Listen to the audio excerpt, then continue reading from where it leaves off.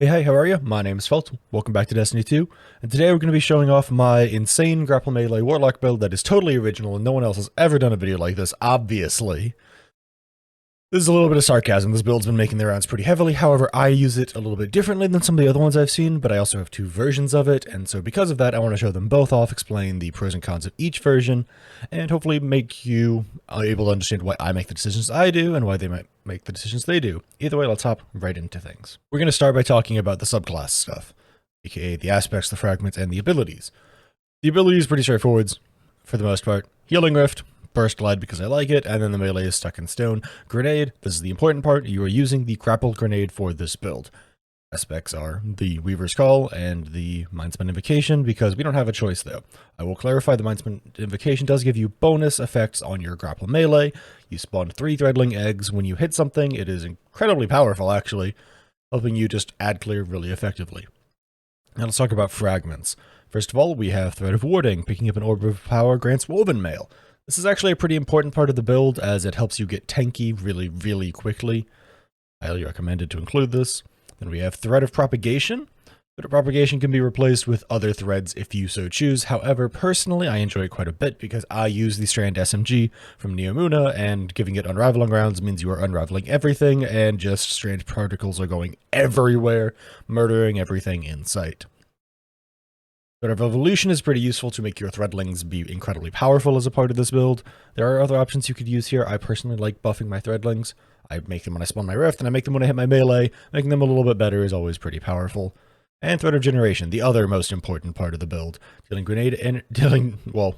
any damage generates the grenade energy, not just grenade damage, not just melee damage, not just anything. Any and all types of damage you deal will generate you grenade energy. I feel like this fragment's probably going to get adjusted at some point in the future, so if the build isn't as effective in the future when you're trying to make this build, check and see if Thread of Generation got nerfed. This thing is incredibly powerful, especially when using something like, say, a Trace Rifle.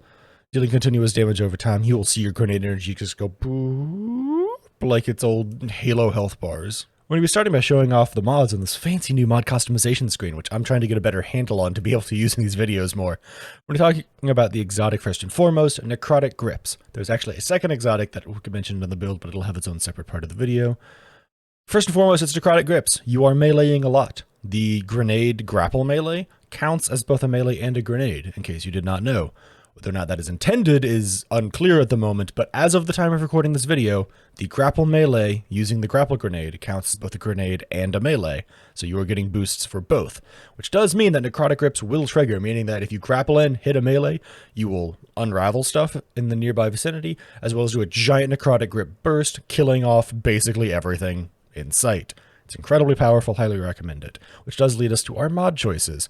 Firepower, grenade final blows create orbs of power. Sick. Heavy-handed, melee final blows create orbs of power. Sick. Remember how I said that this counts as both a melee and grenade? That means you are creating 2 orbs when you grapple melee, because both of these mods are triggering at once. Once again, not sure if this is intended or not, but it is how it works. You're also using impact induction. Causing damage with a melee attack reduces your grenade cooldown. Any of the causes damage with an X attack reduces your grenade cooldown are great here. This one's just the most obvious choice. It helps to really cycle your grenade energy really efficiently and effectively.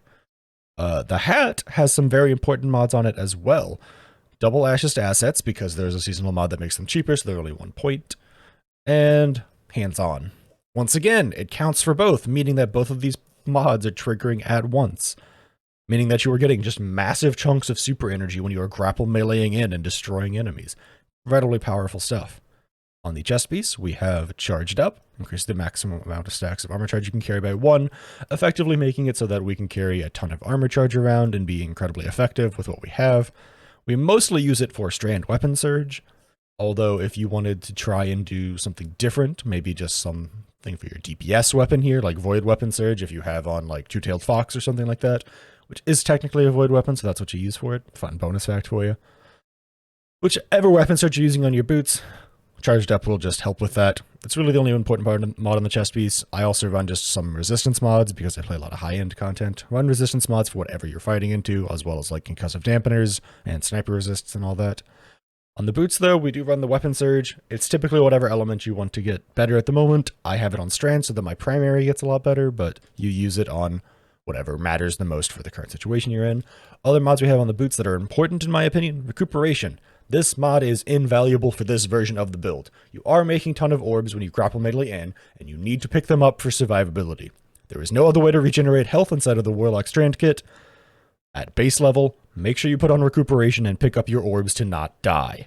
Just throwing that out there. Innervation is also on here because that way we just cycle our abilities faster. There is a Hunter build that is similar to this that is a little bit lighter on the grenade energy, but that is because Hunter has 2 grenades. Warlock has 1. We really need to spec into all the possible ways to get back our grenades ASAP. As you can also see from our mod here, double bomber mods, which as of the moment of recording this video, someone's done some testing and bomber mods do not triple stack, they only double stack, so only run 2 at most. And then we also include time dilation to make sure that our weapon surge mod is not decaying at all. This is the general mod setup for this build. I wouldn't stray too far from it if I were you. I feel like this build is very set in stone in terms of effectiveness, but if you found some way to make it work a little better for you, maybe you're dropping the weapon surge on the boots for something else a little more interesting, go for it. This is just what I use and what I highly recommend. This was working in Legend level Nightfalls the other day when I was streaming this game. This works amazingly in Legend level Lost Sectors, and I will probably be taking this build into the day 1 raid, which I will be streaming live on my Twitch channel, twitch.tv/felcrad0955. Here's a slightly altered version of the build that I've seen some people tout as the better version. I personally don't know if I agree with that, but this is an alternate version of the build that does exist. The alternate version of the build uses Karnstein armlets instead of necrotic grips. Karnstein armlets are used because you will heal and regen health over time when you dash in and melee something, basically removing the need to run recuperation on your boots. It does mean you can double down on whatever your weapon surge is because you'll now have the room for mods on your boots, and you don't have to run recuperation at all anymore. The rest of the build is exactly the same as you can see. Double ashes and a hands-on, heavy-handed firepower impact induction, charged up, innervation, double bomber, and time dilation. The only difference is Karnstein armlets. Now, these builds are basically identical. You can see that. There is one major difference. You kill stuff better with necrotic grips when the content is harder. It becomes the problem of this build is more survivable, but you are not as consistently one-shotting everything in sight with it because the necrotic grip AoE is not going off and killing all the enemies near you all the time. You'll sometimes grapple in, kill a handful of enemies, there's still 3 stronger, harder hitting enemies near you, and then you die even though you were regenerating health. It becomes a case of the best defense is good offense sometimes in harder content, where the necrotic grip's poison AoE will stagger, stun, and kill enemies, whereas Karnstein will just will heal you for a good amount. It's a bit of dealer's choice. I recommend the necrotic ones. I found that in most content that you play in this game, 88% of the time, just being able to kill stuff more efficiently will get you further. However, the Karnstein build is incredibly strong and incredibly survivable for most of the game. So if you're worried about not being able to heal yourself outside of picking up an orb, maybe go for the Karnstein version instead.